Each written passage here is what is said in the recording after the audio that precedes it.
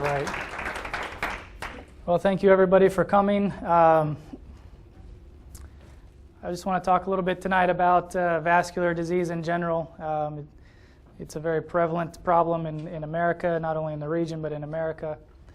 It comes in many, many different forms. So we'll go through a few of the most common topics or most common problems and highlight a few of the issues. This is very informal. So please, if you have a question, just shout it out, raise your hand. I know it gets old listening to some old pinhead like me talking about this kind of stuff all for an hour, but we'll try to make it a little bit interesting. We have a few videos here. Hopefully they'll work for us, and we can show some good stuff. So please just jump in if there's any questions. But so this is entitled Your Vascular Health as a Matter of Life and Limb. It really is a few of the issues we're going to talk about.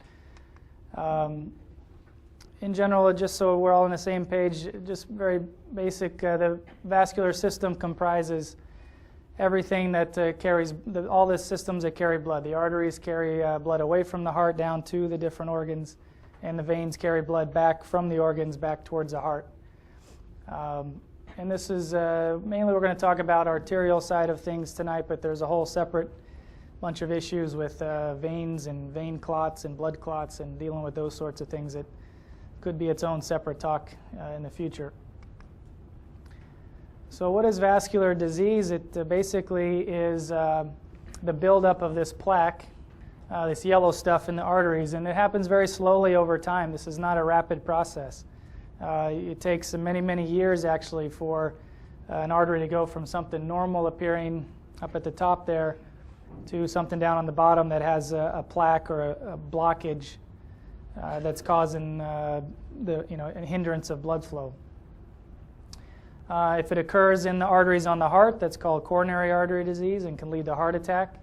If it occurs in arteries going down to the legs, for instance, it's called peripheral vascular disease or PAD. A lot of advertisements on TV for PAD and PVD, atherosclerosis. It's all the same thing. Just goes by a bunch of different names depending on where it is. How are you supposed to know if you have vascular disease? Most of us actually do have some sort of vascular disease. There's been studies even on, believe it or not, people in their teens and early adolescence, and there's already the beginning of plaque developing at that age in most especially Western diets. It has a lot to do with diet, not everything, but there's a big part of it is our diet, exercise, our genes, our genetic factors, all those things come into play. But it does start very early in most of us, and so all of us probably are walking around with some degree of vascular disease. It's a silent problem if it's not causing any issues. As it builds up and you get this plaque build up in the arteries to more and more of a degree, then it becomes more of a problem. Early signs for heart disease might be chest pain or difficulty walking up a flight of stairs that you normally could have done before. If it's in the legs, you might have to stop walking after 100 feet and take a rest because your legs hurt. That's an early sign of peripheral vascular disease. And that's what you want to pay attention to are these early signs. Because if you wait till late signs, such as a heart attack or losing a toe or losing tissue because of the blockage or having the big one, as everybody calls it, then it's a little bit too late. So not everybody gives early signs, but most of us, if you look back, can find some symptom in the past that probably was an early sign of vascular disease. So we're going to highlight just a couple of things today. Basically, we're going to highlight carotid artery disease in the neck, which has a potential of leading to stroke. I'm not going to talk much about coronary disease. Again, that's a pretty big separate topic, but we'll also focus on abdominal aneurysm. Aneurysm is a dilated blood vessel, so vascular disease doesn't only encompass blocked arteries. It also encompasses dilated blood vessels, which are aneurysms, and they can happen anywhere in the body from head to toe. We'll focus on abdominal aneurysms. It's the most common form of aneurysm. And then peripheral vascular disease, or PAD, we'll talk a bit about that and show some slides on how we can fix things these days without big surgery. So first of all, aneurysm. Anybody here had an aneurysm, known somebody who's had an aneurysm? It's pretty common, actually. It's a progressive dilation or ballooning of the abdominal wall, of the wall of the aorta in the abdomen in this case. As that wall weakens, it can dilate and get bigger and bigger, and eventually, like a balloon, it can kind of pop, which is obviously a very bad situation. So in America, there's about 14,000 people actually that die from ruptured aneurysm in the United States, and this is from 2010, so pretty recent numbers. The incidence may seem like it's increasing. It does increase with age, definitely, as the wall of the vessels becomes weaker with age. The tendency to have an aneurysm will rise. Over the last 30 years, it seems like the number of aneurysms we've detected has greatly increased. May or may not be true as an absolute number, maybe because we're looking at it more and we have better ways to look for aneurysms and find them sooner. But basically, the average the likelihood of having an aneurysm is about 1 in 10 once you reach the age of 75. That's a big number. So who might be at risk? Anybody who has had a diagnosis of vascular disease somewhere else. If you've had coronary artery disease, peripheral vascular disease, some other area of vascular disease diagnosed, it puts you at a higher risk of potentially having an aneurysm. Anybody in your family has had an aneurysm.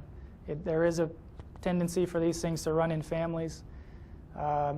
Those of you who have had aneurysm or have a family member that's had aneurysm should be screened with ultrasound to make sure, and have everybody in the family screened to be sure it doesn't run in the family. Smoking by far is the biggest culprit to all of vascular disease, but especially aneurysm disease. The toxins, the chemicals that float through the system weaken the wall of the vessels and can lead to dilation. So what are the symptoms?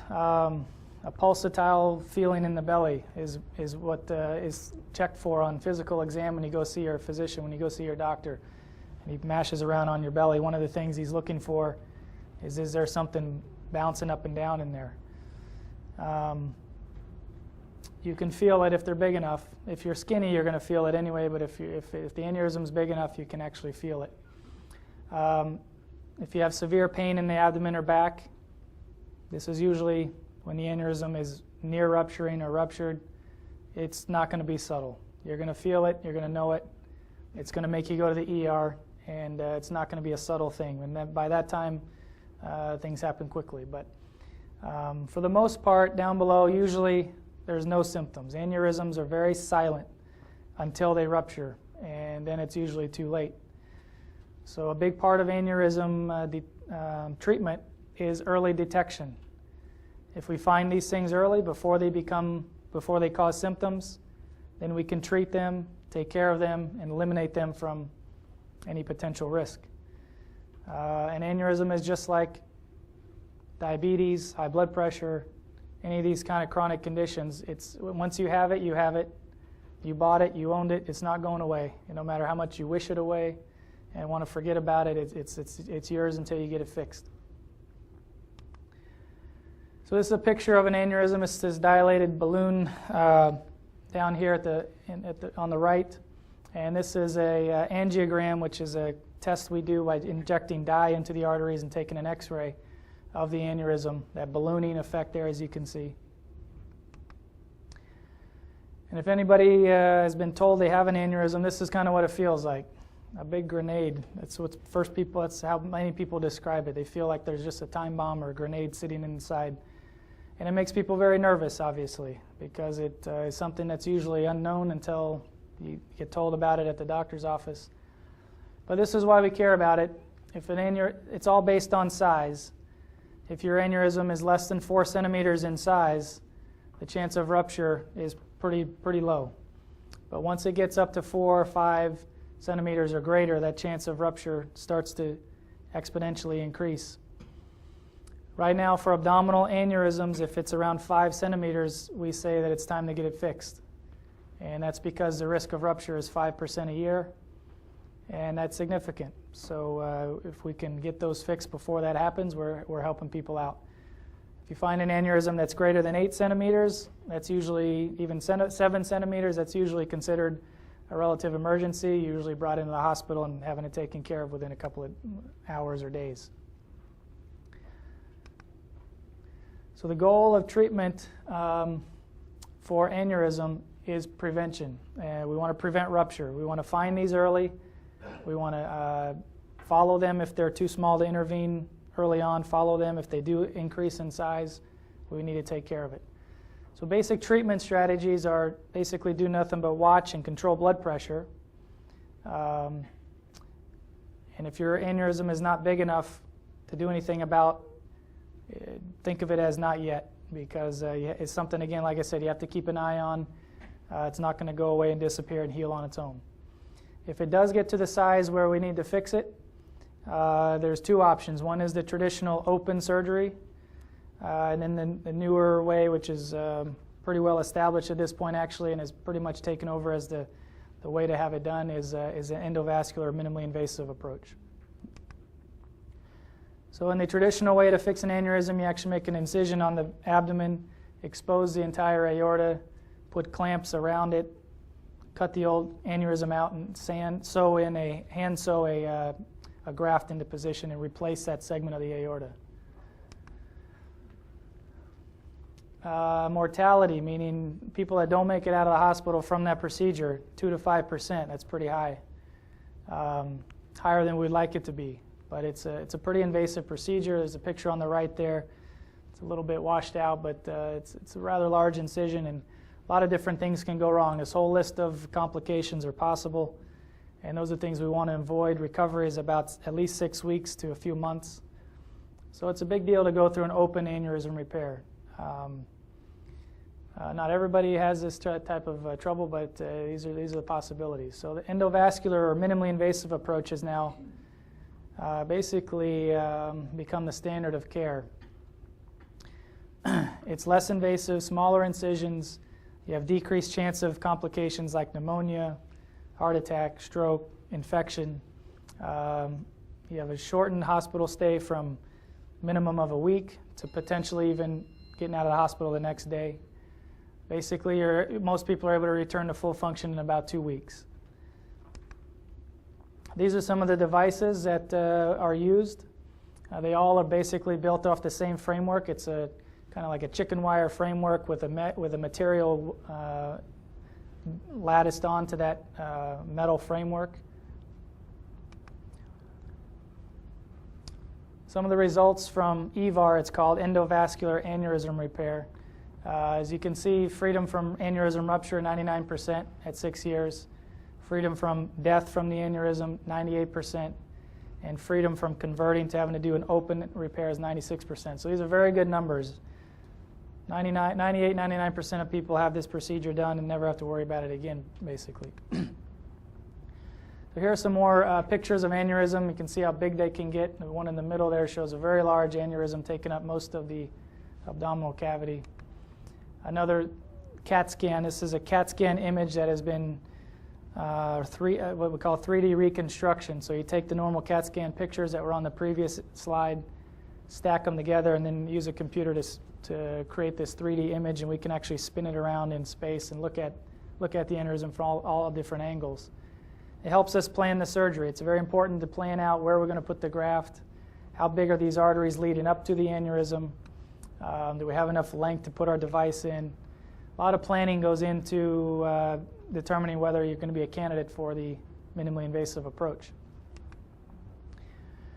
I'll run through a bunch of quick slides here, and hopefully the video will be a summary of this, but basically we put 2 wires in the arteries from the groin down in the leg. Those wires run up into the aneurysm in the abdomen. The device is placed over one wire. The other wire is there to provide contrast or dye in the artery so we can see where we're going and see what we're doing using X-ray as our guide. You start on the right hand, this picture, you're starting to deploy the graft and basically take the casing or the covering off of this device, and it will flower open into position. We check where this thing is being placed to make sure we're not covering arteries that we're not supposed to, and then continue to deploy the graft. We come then from the other side. This first came from the left-sided artery, then come from the right, put a second piece into position, and you end up with a composite graft that has these two things here.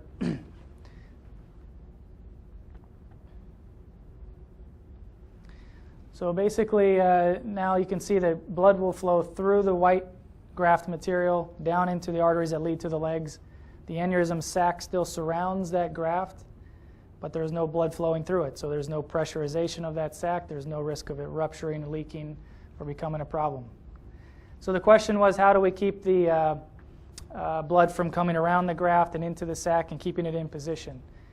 So early on, these grafts were just a single tube. You saw in this picture, we have legs on each side of this thing. It's shaped like a little Y shape. Early on, it was just a tube that basically went from the top of the aneurysm to the bottom and just sat there. There was no fixation points. We learned that those things move then, and that's a problem. What happened, the companies have gone through many, many device changes over the years. The springiness to the metal framework is such that it will give radial force to hold it in position. Most of the grafts now, it's not shown on this particular slide, but have actually fixation hooks or anchors above the top of the graft here that will then anchor into the wall of the blood vessel and keep it in position. So you have 3 attachment points, the top and the 2 bottom legs, that give radial force to hold it in position as well. And that's enough to keep the blood from coming through. But it still is a little bit of a problem. About 2 to 3% of people do have that still blood coming between the, dissecting between the layers there and into the sac. That's called an endo leak. And sometimes we do have to go back and do other procedures to fix that, put other pieces in, balloon it tighter, do other things to fix that. Any trouble with clots inside the graft?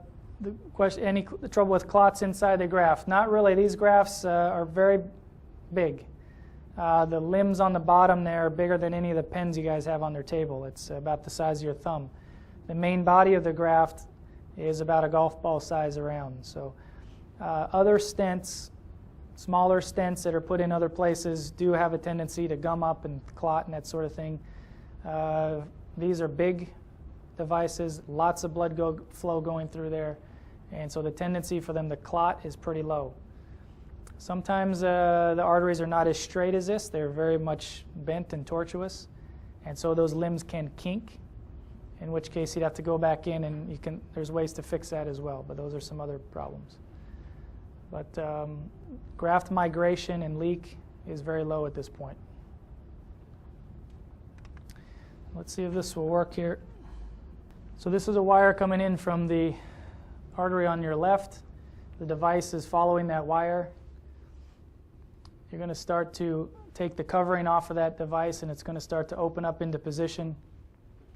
We check our landmarks to make sure we're in the right spot. The other leg pops open, and you feed a wire through that leg then. Complete the top deployment. This picture does have the stents on top that hold it in place.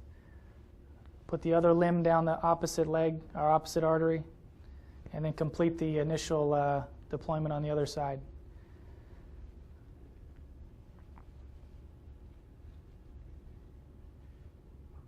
Sometimes you have to extend one side or the other to make sure you have a good seal and make sure it's in nice tightly in place. Then we take a balloon and blow it up to make sure that the graft is in good contact with the wall of the inner part of the blood vessel.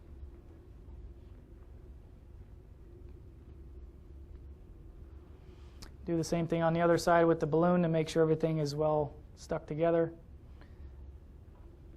Once the metal is expanded, it doesn't spring back. Nope, It stays where you put it. it stays where you put it, absolutely.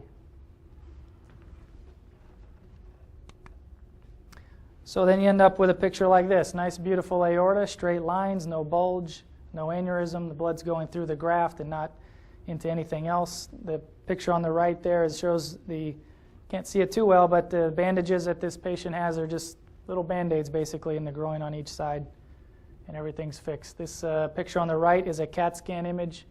The big black circle there is the old aneurysm that's now clotted off and has no more blood flow going through it. The two white things in the middle there are the limbs or the legs of the graft that are sitting inside the old aneurysm, where the white part represented by the blood flow is coming down through the graft. And this is what it looks like from X-ray. You see your graft sitting right there with your spine. The aorta is in front of the spine to your left. And again, just more pictures of the graft. You can see the metal framework sitting there with the blood going through it. So it's very important to follow up these procedures with CAT scans. The first year we check 4 times, 1 month, 6 months, 12 months, and then every year after that to make sure that the graft is in position. The FDA requires that, the companies require that at this point, just to make sure nothing has slipped, moved, kinked, bent, or there's any other problems with it. You do this usually for 4 or 5 years, and then you don't have to worry about that part anymore. So how common is aneurysm? Well, right now we're treating about 22,000 patients a year in the country with this minimally invasive approach. Total treated is 69,000. That means about 40,000 open repairs. These numbers are probably reversed now. This data is a little bit old, but if you think of it, about 70,000 patients are treated for aneurysm every year. Another 170,000 are diagnosed every year. Some of them are too small. Some patients are too sick to have it fixed. But the estimated prevalence, that means the actual number of people that probably have an aneurysm in the country, is about 1.1 million. So only 15% of the total people that have aneurysm are being diagnosed, and only 6% are being treated. And that's just because it's a problem that does not cause symptoms. So you walk around with it, and unless you get an X-ray for some other reason, you're not going to find out that you have this thing. Most of the time, we find out about the aneurysm because you went in for some stomach pain and they get a CAT scan. And oh, by the way, you have an aneurysm. It's just kind of found luckily for some other reason. Right now, I'll talk about screening at the end, but there are some screening that should be done that we can help figure this out earlier. Yes, sir? After that procedure, could you do sports, basketball, football? Could you do sports after this procedure? Absolutely. You can do pretty much anything you want.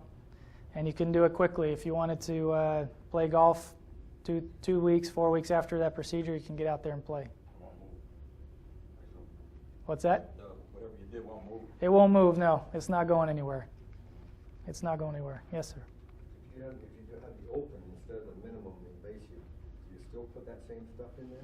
No, if we have an open repair versus the minimally invasive, we don't put the stent in on the open repair. In the open repair, you're taking something similar but without that wire framework. You're just taking the material part of that tube and you're sewing it in by hand to replace that aorta. So you actually cut the aneurysm away and sew the fabric in place, but there's no stent framework around it. So what kind of fabric do you use? It's called Dacron or Gore-Tex. It's kind of a plasticky type material or a woven type fabric material. One of the two. There's two types. Which one lasts longer? So which type of material lasts longer? They're both about the same. Again, it's big vessels we're dealing with. When you put them in, it's really surgeon preference because one material, some surgeons think handle better than another when you're sewing it together and leaks less and that sort of thing. But by and large, they both stay open. Once it's in there, they're in there. So who should be screened? Well, really anybody, men over 60, men over 50 if you smoke. If there's been any family member who's had abdominal aortic aneurysm, you should be screened at 50. Any first-degree relatives with an aneurysm in the chest should be screened. This middle section, basically anybody in your family has had an aneurysm, you need to be screened, starting at about age 50. Sometimes people have family members that die suddenly for unknown cause. Doctor says it's not a heart attack, it's not a stroke, what is it? You never know, it could be an aneurysm. You probably should have people screened for that. So if you have an aneurysm at 4 centimeters, you should get screened every 6 months. You should get checked every 6 months. There is a phenomenon. If you have a small aneurysm, the rate of growth is fairly small, maybe 1 or 2 millimeters a year, typically. Once you start getting that aneurysm to a larger and larger size, the wall becomes weaker and weaker, and it can start expanding more rapidly. You might grow 4 millimeters, 5 millimeters, which is half a centimeter. It doesn't sound big, but it is a decent amount. Anytime you have an aneurysm that grows more than 1 centimeter in 1 year, that's considered rapid growth, and that needs to be fixed, no matter what size it is. At what point, 5? 5 right now is the going recommendation to have an abdominal aneurysm repaired. But there are studies ongoing right now to determine, since we can do this procedure very safely now with the minimally invasive approach, should we begin fixing these at 4 or 4.5? That question is out there. Studies are going to come out here soon that are going to determine whether it's safe enough to do that. Probably will be. It also depends on the patient size. If you have an 80-pound woman and you measure her normal aorta to be 2 centimeters and she's at 4, 4.5, that means a lot more than if you have a 6'4", 250-pound man whose normal aorta is maybe 3.5 centimeters and he's at 4.5. So you have to take the patient's relative size into consideration as well. Is ultrasound as accurate as CAT scan? Is ultrasound as accurate as CAT scan? No. The short answer is no, but it's pretty close. You would never base a decision to operate based solely on an ultrasound. If you get an ultrasound and it shows it to be anywhere in the 4 range, you're probably going to need to get a CAT scan to confirm that and find out exactly what that number is. An ultrasound has some difficulties measuring an exact size, but a CAT scan doesn't lie. It gives you a very, very good snapshot picture of what that size is, what the aneurysm looks at. Plus, it gives us an idea of how close it is to the kidney arteries, what the leg arteries look like, how curved the other arteries are. Lots of other information that we need to know to determine if you can have this procedure done. What about aortic aneurysm versus the abdominal? So these are all aortic aneurysms. The aorta is shaped like a candy cane. It comes out of the heart, comes up, down, and then down right about at your belly button. It'll split to go down to the legs. So the aorta technically is everywhere from just below the belly button to the heart. You can have an aortic aneurysm in the chest. You can have an aortic aneurysm in the abdomen. All of it is an aortic aneurysm, and all need to be treated the same.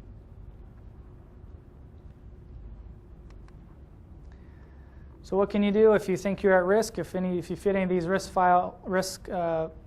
profiles, talk to your family doctor, determine how much risk you might be in, and get screened. If you're smoking, stop. Blood pressure is important to be maintained.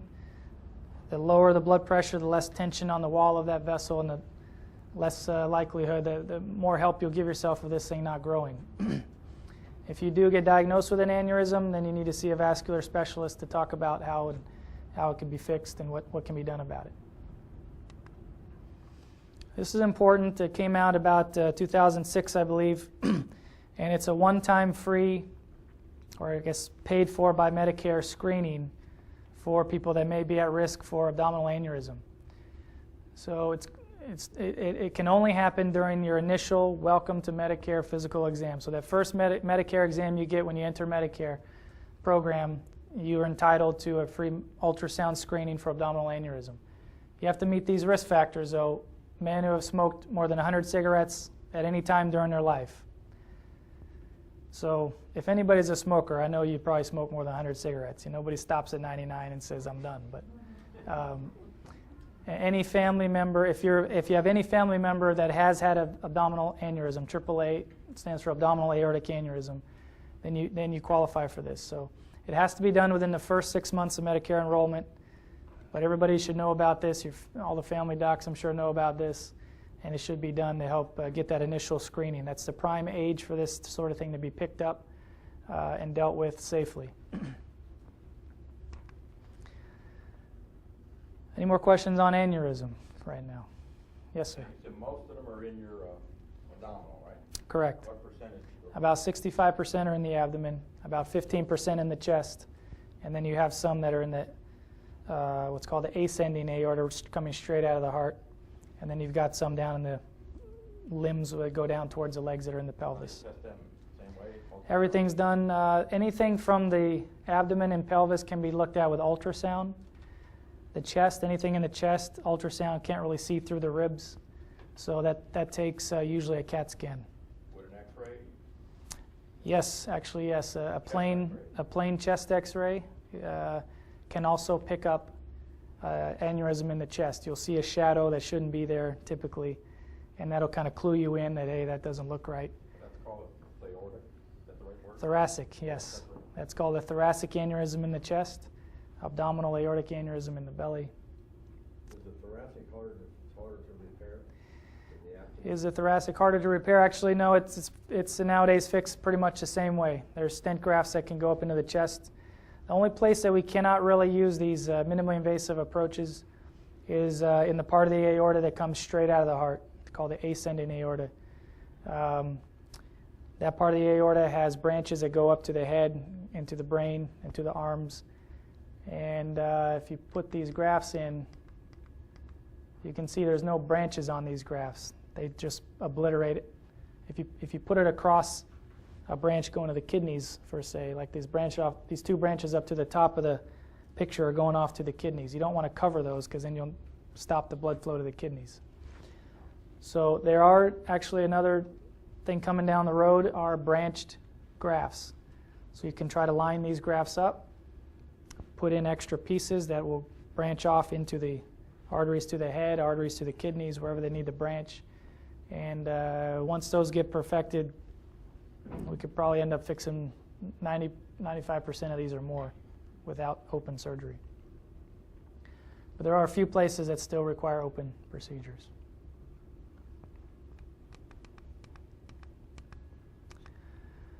So the carotid arteries are located in the neck. They're the arteries that can potentially lead to stroke.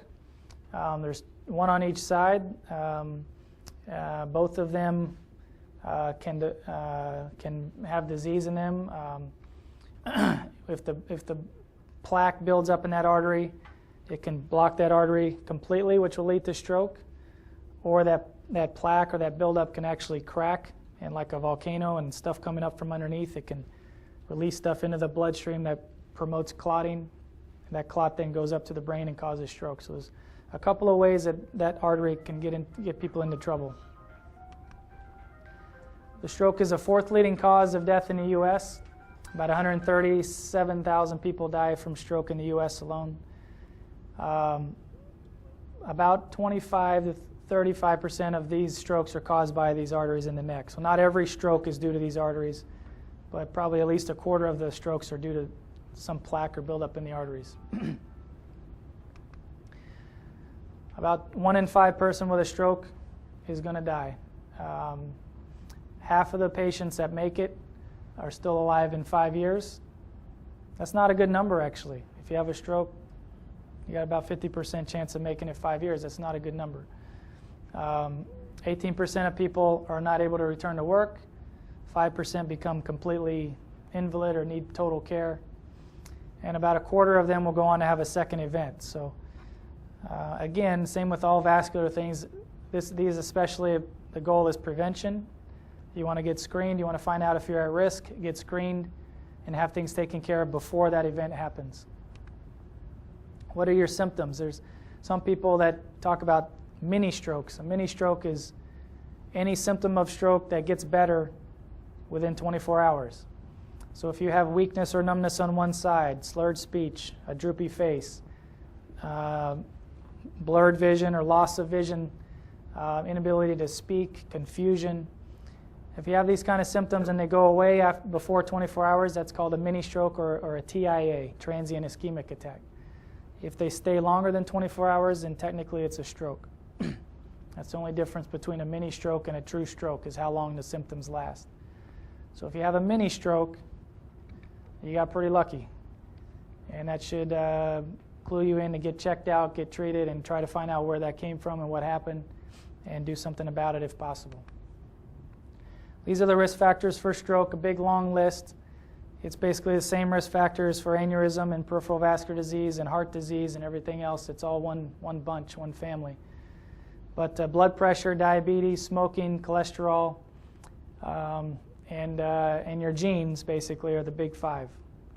You can't control your genes. You were born with certain genes. Nothing you can do about that, but you can control your blood sugars if you're diabetic. You can control your blood pressure if you have hypertension. Smoking is a choice. I know it doesn't seem like it sometimes if you try to quit, and that stuff just keeps pulling you back in, but ultimately smoking is something you do on your own and is the biggest contributor to vascular disease. So once you have a neurologic event, once you have a stroke or a mini stroke, there's really nothing you can do about it. If you have a weak arm, some people are lucky and it comes back to function, but most of the time there's nothing you can do. So again, prevention is key. You have to identify these problems before they happen. So how can you help yourself? There's a thing called secondary prevention. What that means is you're just controlling your risk factors, as I just mentioned. Also, taking medications like aspirin or Plavix have been shown to lower the incidence of stroke in people who are at risk of stroke. You can get yourself screened. Again, for the carotid arteries, it's a simple ultrasound. No needles, no contrast dye, no overnight stays in the hospital. A simple ultrasound with a little goo on your neck and you go home. If you do find out through a screening test that you have a significant blockage, you need to see a vascular specialist again and talk about the options of surgery versus stenting. So why do we care about risk factors? What if you have hypertension and diabetes versus just high blood pressure? What's the difference? There's a nice study a few years back that tried to define this. So if you have no risk factors, your chance of having a stroke from carotid artery disease, if you're male, is 2.4%, female 0.6%. And you'll notice a theme here. Women, you got it a little bit easy for once. The babies, maybe not. Other things in life, maybe not. But with vascular disease, for whatever reason, there's some protection. Incidence on a lot of these things are a little bit lower. Risk factors a little bit lower, but it's still there. If you have 3 risk factors, though, your chance, if you're a male, 18%, female, 5%. 18% is a lot. 5% is too much. I don't care if it's anything but 0, it's a lot. So if you have any of these risk factors, you have to stay on top of your health care. You have to stay on top of your own health. You have to get screened and get tested and keep things checked out. High blood pressure is the single most treatable factor for stroke. About 60% of strokes are due in some form or another to high blood pressure. There's a study called the SHEP study, systolic hypertension in the elderly. They found if you simply reduce the blood pressure by just 10 points on the top number, the systolic side, you can reduce your risk of stroke by 1/3 over almost 5-year period. So blood pressure control can be extremely important for stroke prevention. And again, smoking. Smokers are 2.5 times more likely to have a stroke versus non-smokers. For every 5 years that you smoke cigarette, your risk of stroke goes up by 10%. You smoke for 10 years, 20%, and so on. So, interestingly enough, if you stop smoking, that risk goes way down quickly. And that's the same actually for lung disease and other things. If you stop smoking, your body will try to heal and correct itself. I don't need to beat this horse too much, I guess, but the AHA guidelines, American Heart Association guidelines, are put it pretty simple. In order to reduce your risk of stroke, you just have to stop smoking and avoid secondhand smoke. So quickly on treatment options, there's traditional open surgery where we make a small incision on the neck. You actually go down to that artery, scoop out that plaque that's blocking the artery, get rid of it, put a patch on the artery to keep it open. That's what's been tried and true for many years as the standard way to approach carotid artery blockages. Now what's coming along is stenting. Minimally invasive surgery is making its way into every part of vascular surgery, and then carotid artery disease is no different. There's a very recent study in the last year that equated surgery to stenting. Basically, that they have the same rate of stroke around the time of the procedure. They have the same success rate of the procedure. And so now, up until about a year and a half ago, stenting was recommended only for people that could not go through open surgery for one reason or another. Now it's being loosened a little bit where most people will probably qualify for carotid stenting. There's new studies out now that are ongoing that will test basically everybody, even low-risk patients, low surgical risk patients for carotid stenting, which means even if you have no other medical problem and you have a blockage here, I don't know how that would happen. You wouldn't, of course, it wouldn't be that simple. But if you take the simplest case of having no other medical problem and you only have a block in your neck, typically you have to have surgery based on FDA guidelines. But nowadays, that's probably in the next few years going to be open to pretty much everybody. A little bit of a maybe not so nice picture here, but on the right is an open surgical procedure. That incision looks humongous, but it's actually only about 2-3 inches long. The artery is in the middle. The plastic tube here that looks like a horseshoe coming out is what's called a shunt. You can put that in the artery above and below where you're working to keep the blood going to the brain to reduce the risk of stroke during the surgery. And you sew the patch onto the hole there, and after you've taken out the plaque and relieve the blockage. So your angiogram on the left there, and you can see there's somebody took a chunk out of that artery there on the left-hand picture, and after surgery it's a nice open, wide open picture. The blood's flowing through there without any narrowing. Same thing for stenting, but without the incision. Up here on the upper left to the right of that picture, there's an area of narrowing. There's my light right in here. You put your balloon and stent into position. Here's a picture of the stent sitting in position without contrast. And then you can inject contrast through here and see that it's a nice smooth area here, no more chunk out of that artery. Nice and smooth, blood's going to the brain. So again, if you think you're at risk, talk to your doctor. Control your blood pressure, stop smoking, control all the risk factors you possibly can. But if you think you're at risk, either with family history or your own risk factors, you need to get screened with an ultrasound. All of these things, whether it's carotid artery aneurysm, peripheral vascular disease in the legs, they all follow the same picture, as you can see. They all have the same risk factors.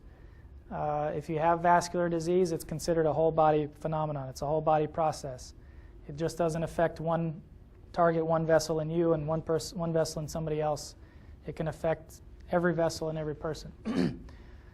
So same thing can happen in the arteries in the legs, which is PAD. If it blocks those arteries, you start to get symptoms in your legs usually. When the blood flow gets reduced, when you're walking at a fast pace or up a hill or across a room, your muscle needs more blood flow to take nutrients from that. If it's not getting that blood flow, it sends out a signal as pain or an ache or a cramp. It lets you know, hey, I'm not getting what I need here. Stop. You rest. It catches up and you're able to go again. So about 1 in every 20 Americans over 50 has peripheral vascular disease. Probably affects over 8 million people in the U.S.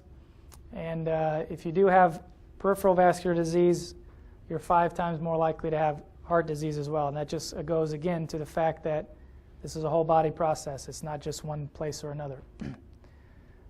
Basically the same risk factors: diabetes, smoking, cholesterol, lack of exercise, family history.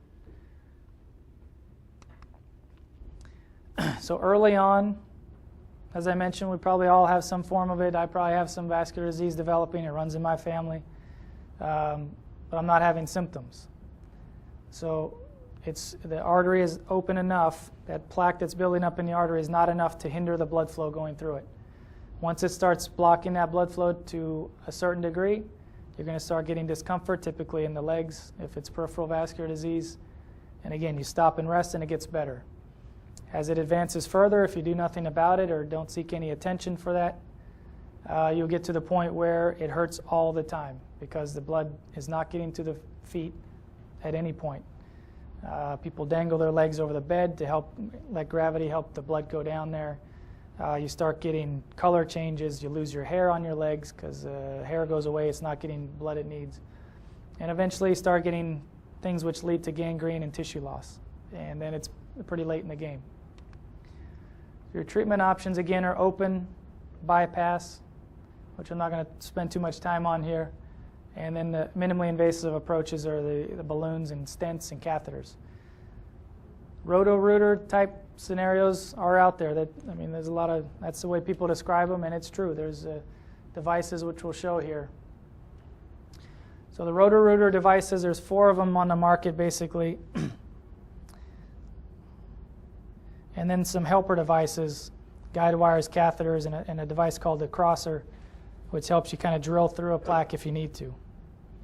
But this is an animation of one of the type called the Diamondback device, and it literally spins inside the artery, and it shaves down the plaque. That plaque that's shaved down gets beat up and ground into very minute particles, and it gets kind of dispersed throughout the bloodstream and doesn't usually cause problems. But you spin that thing inside, and it shaves down like a sander. It's waxy. It's a grit, actually. The plaque can be hard, like calcium. The calcium plaques are very hard and gritty. Soft plaques, which are made more of other stuff, is more like a butter. So it's either real hard or buttery. Right. And this will work. It's designed to work in the harder plaques, but it can work in either one. And these all can. I'll show some other pictures here. This only for the legs then? They have devices similar to this for the heart. You don't use them in the neck because you don't want to throw stuff off into the brain. But the heart has similar device. This is a crosser device, and it literally helps you cross a blockage. In order to fix most of these blockages, you have to get through it first. So if you can't get a wire through it, this uses ultrasonic vibration to kind of chisel away into the plaque and work its way through the plaque, and then you can guide your wire beyond it. Normally the plaque has a hard cap on each end. That's what the white ends are on the end, and the red soft stuff in the middle. Once you drill through the plaque and get your wire across, then you can bring your balloon it open, bring your stent in, and deploy that stent and keep it open. Now you've got blood running right through that vessel. So here's an old stent that got clogged up.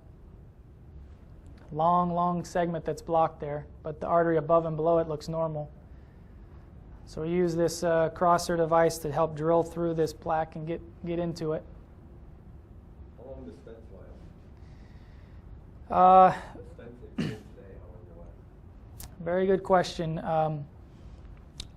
Depending on where you're talking about, makes a difference. If you're talking high in the pelvis, where the arteries are big, like the aneurysm type grafts, those rarely have a problem going down.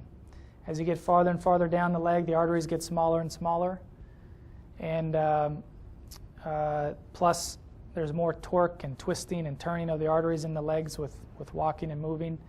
That can sometimes twist or fracture the stents, which will lead them to block up.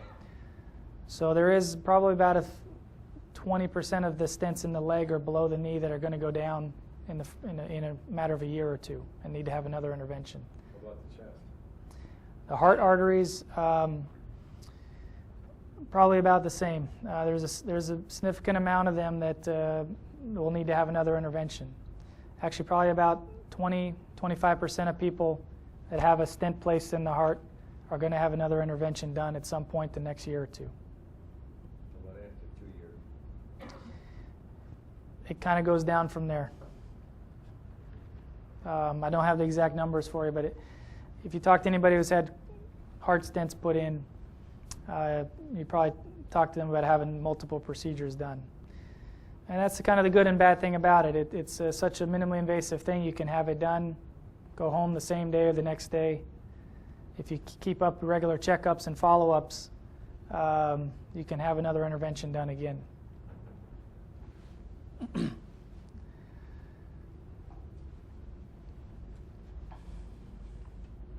We'll move on here. We have others to show. Again, here is a picture of an artery. On this side, there's a stump of what used to be left of an artery coming down this portion of the leg right here. And if you look farther down the leg, here it is coming back. So the body's an interesting organ. It wants to fix itself. So all of these squiggly vessels here are new vessels that the body has called, what we call collateralized or bridged to that across that blocked area, trying to fix itself. The main artery here is gone. It's developed these new squiggly arteries to give blood to that artery, and actually it's filling up that artery. If you can see, it's dark in that artery below. But it's not enough usually to prevent symptoms or even to prevent tissue loss sometimes. You need that direct flow. So here's an example. It doesn't show up very well. It's not an animation, but we got a wire across the blockage. You would go in with a laser and try to obliterate or blow apart some of that blockage. Take a long balloon and blow that artery up. And now you've gone from something here with nothing to something that's wide open again. And the blood's going directly down that artery. This is another device that's out on the market called a jet stream or pathway device. And this is a spinning type of rotation. The other one, this uses blades that spin and cut. There's a port right there that sucks as it's moving forward. So as this spins and chops things up, it sucks it through that hole and brings it out of the body. And again, you have to get a wire through it first to guide it across there. But once you have that into position, you can kind of remove that blockage with this device. Sometimes that's all you need. You can just balloon what's left and be done. Other times you'd want to go back and actually put a stent across there and keep it open. Usually make a couple of passes with this. I don't know if you noticed, but the first pass is with these blades down. The second pass is with the blades up to get a wider field of rotation and open it up a little bit more. So that vacuum cleaner's going to get all that stuff? It'll get most of it, yeah. What happens if it doesn't get all? Where does that stuff go? So there is a potential, you're right, the question is what happens to the stuff that this is kicking up if it doesn't suck it through? There's a potential for some of that debris to go down the leg and down to the toes. It actually doesn't happen often at all. What happens if that happens? If it does, it could lead to problems. You can have the stuff kind of lodge down lower, and it'll go to the very, very small vessels down in the toes, and could lead to blockage down there that you can't do anything about, unfortunately, if that happens. But these things don't happen very often. It's extremely rare that you get this. It's called embolization when things go downstream. Very rare that that happens with any of these devices. So you can use these type of devices or these techniques even in the very small arteries. This is an artery down way at the ankle level. So as I said, as you move down the leg, it gets smaller and smaller down the leg. So again, here's an artery that is gone. Here's a stump of what was once an artery. Here's the other end of it down below. And all of this in between is not getting the blood. The artery, again, you have all these squiggly arteries that have come back to fill it, but it's not a direct blood flow. So again, you use your wire to get through that artery and guide it along that path. Balloon it, sometimes stent it, sometimes sand it, whatever combination you want to use. And now you've got a nice direct artery that's open again, coming down to that ankle. This is what we would use if you have a sore, an ulcer, some type of wound that's not healing way down on the foot. You need to get better blood flow way down there. This is one way you can achieve that without going through bypass. A lot of these examples, they get old after a while, I'm sure, but again, you have an artery here that's missing. You get your wire across there, come through with your balloon usually first, see if it opens up. If it doesn't, you can put a stent through. But in the end, you want to get direct flow going through that segment once again. And once again, another example. This one, relatively short segment to cross, maybe 4 or 5 centimeters or 2 inches. You come across it and balloon it. Doesn't look perfect. You can tell it still is a little bit ratty. It doesn't look very smooth. You come behind it with a stent and put a stent in. Now you got a nice smooth artery with direct blood flow going down there. And all of these things are done without incisions, without operating without general anesthetic. Most of the time you go home the same day or at least the very next day for these kind of things. The other option is bypass, where you would take a graft from where the artery is good up high, swing it around that blocked area and plug it in where it's good down below, and just bypass around that artery. It doesn't matter how long. This is a 20 centimeter long blockage, so a long blockage. Again, you see a stump of what was once an artery. Get your wire through it, lay your stents down, and you have flow again. So let's get back to your question, lifestyle changes. What can you do? I mean, again, screening, see your doctor, talk to your doctor about risk factors. Screening for peripheral artery disease, again, can be simple. You take blood pressure measurements up and down the leg, compare it to the blood pressure in the arm. If the blood pressure in the leg is lower than what it is in the arm, that's a pretty simple test. It can be done in any doctor's office. That's a very primitive way, very simple way to check and see if you have any evidence of blockages in the leg arteries. Yes? Can you usually wait for symptoms, or should you be checked periodically? So for the aneurysms and the carotid artery blockages, we treat those in patients without symptoms, because if an aneurysm ruptures or you have a stroke, it's too late. For these type of things, the going recommendation typically is to treat only for symptoms. And that's because these stents, as you were asking earlier, how long do they last? They don't last forever. They have a finite time period that they will likely stay open. We don't know actually how long they'll last, because these things have not been around for 15, 20 years. Been around for 5, 10 years and been used heavily in the last 5, 10 years. So are they going to last 20, 30 years? We don't know yet. How many times you're going to have to go and re-intervene on these stents, we don't know yet. But we know they don't last forever, really. A bypass doesn't last forever. So you only would do those procedures when you have symptoms. And the symptoms don't have to be a lot. If you were once able to walk around the block and now you can only get halfway and you have to stop, that's a symptom. Sometimes just exercising more and helping your body develop those squiggly vessels around there will take away your symptoms to the point where you don't need an intervention yet. Changing your lifestyle, eating right, controlling your cholesterol, low-fat diet, low salts, all this stuff to hear about. Stopping the smoking, controlling your blood pressure, controlling your sugars if you're diabetic. If you control all those things, get on a regular exercise program, you can actually help your body build those collateral squiggly vessels around a blockage. And it will take you, it's not going to usually take your symptoms completely away, but you may be able to do stuff you want to do during the day and get around and function to the point where you don't need to have something done quite yet. But if it interferes in your daily life and you can't even walk to the mailbox without stopping 2 or 3 times, that's a problem. You need to have something looked at and done. If you get sores on your feet that don't heal, you need to have it looked at. You need to get the blood going down there to heal that up before it turns worse.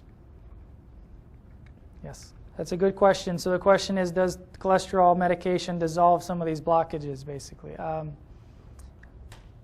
Yes, actually. It's not going to make it go completely away, but there is evidence that if you get put on a statin, lovastatin, simvastatin, one of these statin drugs for cholesterol, it can actually stabilize, we call stabilize the plaque.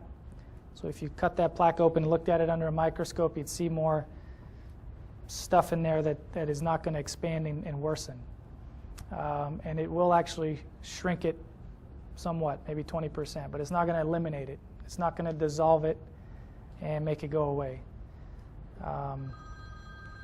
But it can help. So statin therapy is very important for anybody that we operate on for heart disease, that we do bypass or do a stent on or something like that. And it's just as important if you have peripheral vascular or any other vascular disease. Being on a statin, even if your cholesterol is normal when you check it, just being on that statin therapy can help protect you from other areas in the body where this stuff is building up. Well, if you have no plaque, probably not, no. Future prevention. It's not for future prevention. If you have known disease, yes, you should be on a statin. If you have evidence you've already been diagnosed with some heart disease, leg peripheral vascular disease, some form of vascular disease, yes, you should be on a statin. But if you're somebody luckily does not have it, you have good genes, you've taken care of yourself your whole life, and you have no evidence of plaque buildup, there's no reason to be on a statin, no. But if you have high cholesterol, that means you have plaque somewhere, right? If you have high cholesterol is definitely a risk factor for developing plaque. Yeah. And those statin drugs are meant to lower the cholesterol. So yeah, you will be on a statin typically for that. But that means if I have high cholesterol, that means I have plaque throughout my body, right? Or no? It doesn't go hand in hand, but probably I would say yes. I mean, in general, if you have high cholesterol and you've had it for many years, that is a big risk factor for developing these plaques. So the chance you have it somewhere to some degree is probably almost 100%, yeah. Now, whether it's at a degree where it's going to cause you problems, that's what you hope to avoid. Yes, sir. If you're on a statin drug, is it very important to take CoQ10 supplement? I don't think they need to go hand in hand, but certainly it can help. The main thing with statin drugs is to watch, one of the big risk factors is it can affect the liver and it can affect the muscles. So if you get muscle aches after starting a statin, you should stop it or switch to another one. Your doctor should check your liver enzymes after you start a statin, and then every year, if there's a rise in that, you should stop it or switch it. How often should the liver be checked? At least every year. Oh, not every 6 months? At least more is better, but at least every year. At least once you start a statin, you need to check it within about a month or so, and then probably in 6 months. And if everything's fine, you can check it every year. Again, screening is important. Ask your doctor. Pinnacle Hospital does offer screenings around the area. You pay a certain fee, and they check your carotids, your aneurysms, and your legs for those things. But your family doctor can also help you set that up if you're at risk for these issues. But your family doctor, a vascular specialist, and that encompasses a lot of people these days: vascular surgeons, cardiac surgeons, cardiologists. There's some docs that call themselves vascular specialists. They handle the medicines involved in taking care of vascular patients. So a whole slew of people out there that want to help patients take care of their vascular problems and minimize any risks. So there's a lot of resources out there all across the area that you can ask for help. Any other questions? Thank you for your time. All right. You guys are very attentive. Thank you. Didn't put anybody to sleep. Thank you.